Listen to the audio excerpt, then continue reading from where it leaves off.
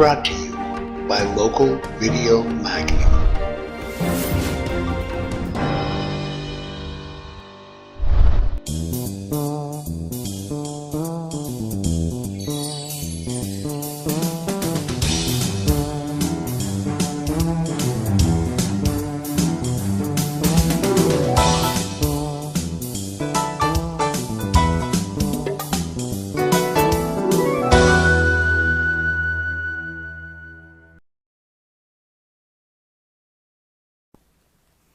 Hi, this is Kim Hockey Mom RD, and today I'm going to show you how to create a very simple and fast hockey strong snack for your skater. They can take it to school for a mid-morning snack, or this would be good about at the 2-hour mark before practice, so you could have it in the car when you pick them up from school. I have chosen 1 cup of corn flakes, 2 tablespoons of dried cranberries, and 10 almonds. You could also substitute some rice Czechs or Cheerios. You could substitute 2 tablespoons of raisins or dried blueberries, and then keep the nuts at 10 per serving. Place them in a Ziploc bag and you're ready to go. The great thing about this snack is you can make them ahead of time and you can have them ready to grab and go in your pantry. This will create a snack that is about 240 calories, 64% carbohydrate, about 25% fat coming from the almonds, and 11% protein. So it makes a great hockey strong snack for your skater. Keep skating strong. This is Kim Lukhard, Hockey Mom RD.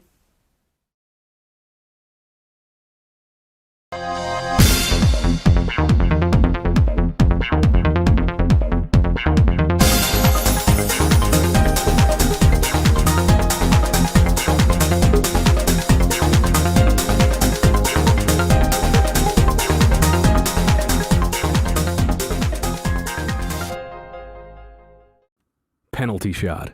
Before you take a penalty shot, practice at least 2 different methods for taking a penalty shot, so your moves don't get too predictable when facing the opposing goalie. Frederick will show you a penalty shot with 4 built-in variations, enabling you to change your shot direction at the last second if the goalie is camping out on the side you are planning to shoot the ball. Then, Frederick will mirror the penalty shot, giving you another penalty shot with 4 built-in variations. Remember, do not run at full speed when approaching the goalie during a penalty shot. You may lose control of the ball completely or not have enough control of the ball to execute the desired shot. Frederick will either start way out to the left or to the right. Variation number 4. Same start as in the other 3 penalty shots. However, in this case, the first stick handling to the other side should be much shorter and then followed with 2 longer stick handling moves to get the goalie out of balance.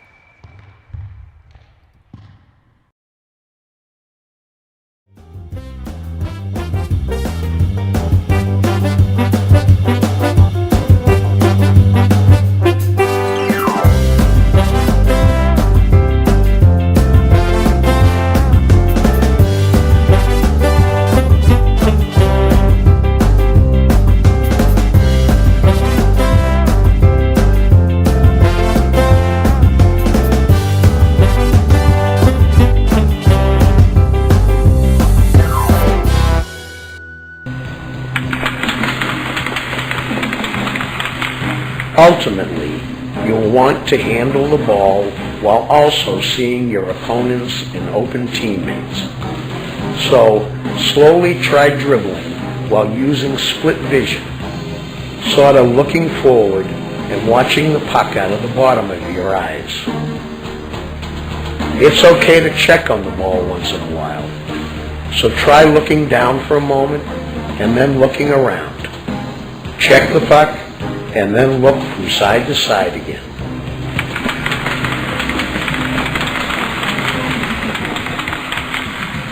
As another challenge, try closing your eyes and seeing how long you can just feel the puck.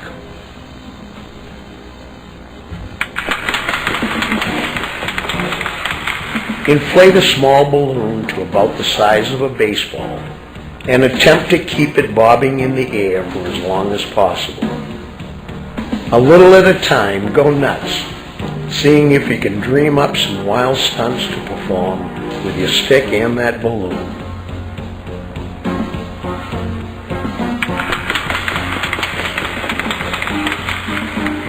This can ultimately be a nifty move to use on a defender.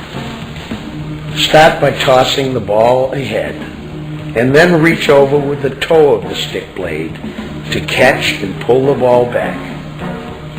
Little by little, attempt to do this quicker. The idea will be to toss the ball or puck out towards your opponent, then quickly snap it back away from him. And when you're ready, try this one while you're moving forward and moving backward.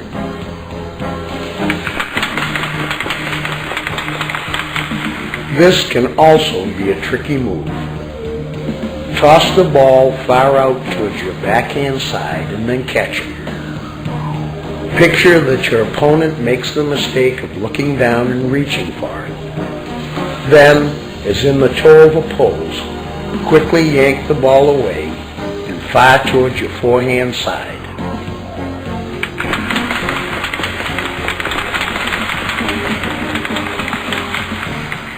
Some advanced players use this as a trick, but it can also be helpful if you need to dig a loose puck out of your feet and return it quickly to your stick. Be sure you can do this with either foot and towards either side of your stick blade, and eventually get so you can really dribble the ball quickly between your feet and your stick.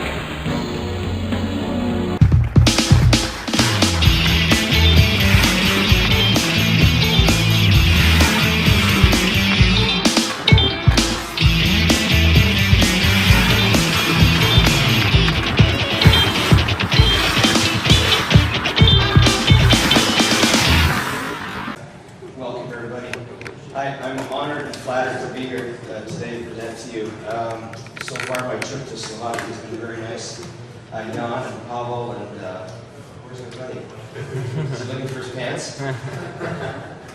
Matei and Marion and everybody at HDC has been very kind to me, and I really appreciate it. And as I said, it's very, very flattering to be able to present here. So today what I'm going to be presenting is information about power skating. So I guess the first question I should ask is how many people in the audience here have heard of power skating? How many people have heard of power skating? So most of you have. How many people know what specifically and literally what power skating is? What is power skating? How many people know what it is? Without question. You know what it is. Okay, one person. Maybe two. Maybe three, four. Okay, all right. It's very confusing because if you take it literally in the English language, well, it's skating with power. But is there more to game performance skating at any level than just skating with power? Is there? Yes. So there's more than just power in power skating. Would you agree? Would you agree? Okay, very good. So here's what we're going to cover today. We're going to talk about literally what power skating is, okay? We're going to hypothesize what it is. And then what I want to do is move forward and talk about objective evidence, what we have found with our research, with specific reference to game performance skating. So we will be presenting some research that we did with NHL forwards and how they skate during a game. So we're literally going to watch not only the research, but then a practical application on videotape of how NHL forwards skate. And then we're going to talk about the biomechanics of skating. Okay, so again, objective evidence, and what we will do is talk about the research and then show some videos to see how the research makes a practical application. Did you find your pants? Did you find your pants? Biomechanics of forward stride. And the interesting thing about biomechanics of forward stride, or the interesting thing about our knowledge of fast skaters, is that we have known since 1975 how fast skaters skate. So we've known for 35 years how fast skaters skate. So it's no mystery anymore. I mean, we've come to conclusions a long time ago how fast skaters skate, so we don't need to guess anymore. It's not a philosophy, it's purely an objective information. Excuse me.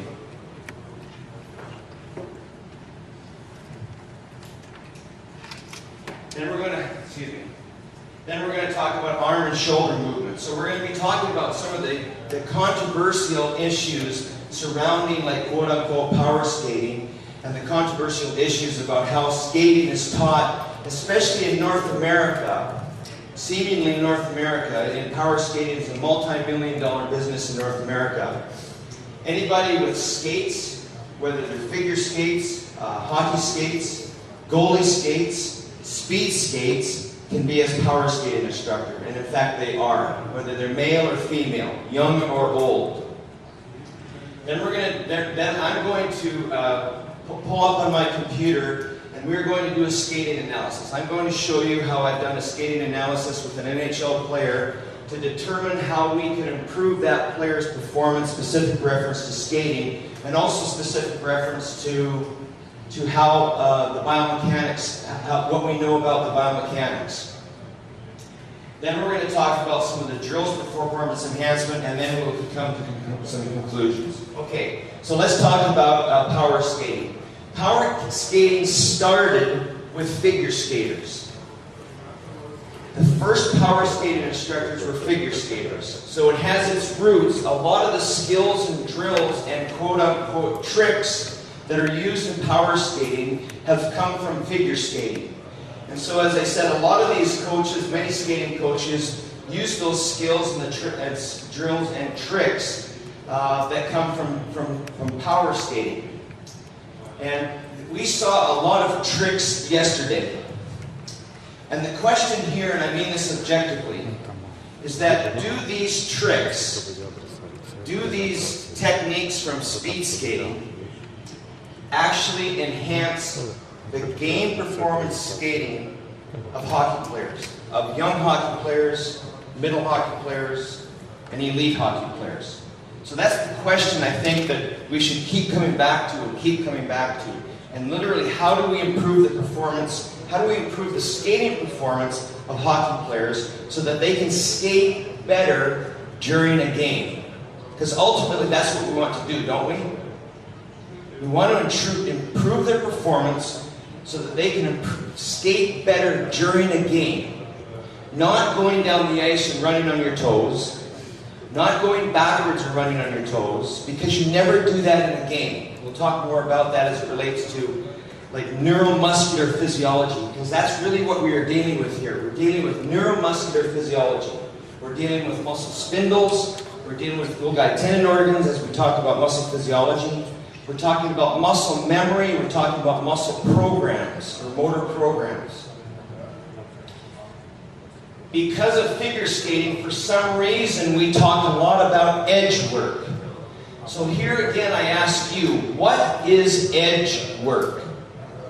Does anybody know what edge work is? Okay, so a lot of people know what edge work is. I don't know what edge work is. I know that when I go on the ice with a very young hockey player and I tell him or her to skate forward, she skates forward or he skates forward. And I don't have to tell him anything about his edges. I don't have to tell him about the inside edge or the outside edge. And then if I tell him to skate backwards, he skates backwards. And I don't have to tell him about the inside edge or the outside edge. He already knows that he has to use the inside edge. However, yesterday when I was running down the river, I saw a guy on rollerblades. And he was trying to rollerblade like this. You can see my feet. He was trying to push straight backwards. Well, you can imagine what was happening. He wasn't moving. So he didn't understand edge work.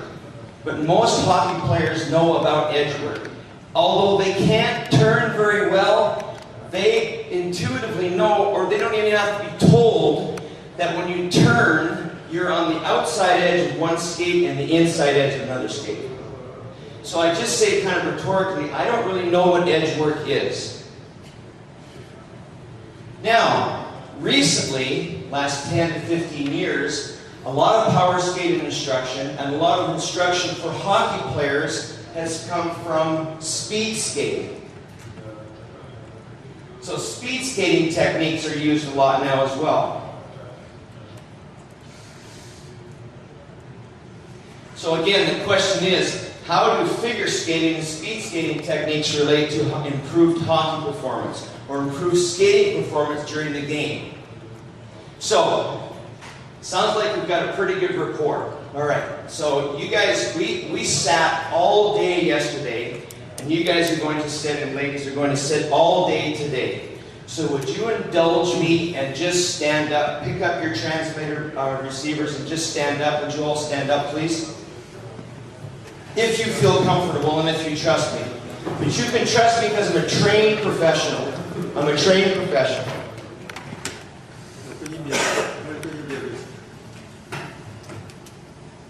So let's go over the body positions of a figure skater, of a speed skater, and then a hockey player. So you show me your best impersonation of the ready position, of a figure skater. Can you show me that? Can you show me this? What's the ready position of a figure skater? Before they start, before the music starts, before they start to skate, what's the ready position of a figure skater? Something like this, something like this. Show me. Some of you are not very comfortable with figure skating, are you? I know, it's kind of weird, isn't it? Marian's doing this. Everyone's got their arms out like this. Okay, now, if we use figure skating in hockey and Rafi Torres is on the ice, and we're like this, what's going to happen? Okay, rhetorical question.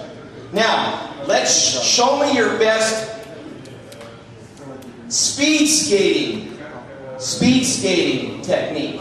It's hard to do. Down here like this. You're on your outside edge.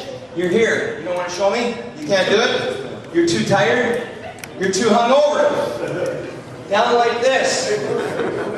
Now, how short of a stick would you need to be in this position right here? You would need a stick that's this long. Now show me a hockey-ready position from a face-off or gliding down the ice. Show me that hockey-ready position. You all know it. You all know it. It's not like this. It's like this. You're holding your stick and you're ready. Right? Some of you are. Yes? Okay. Okay. Thank you.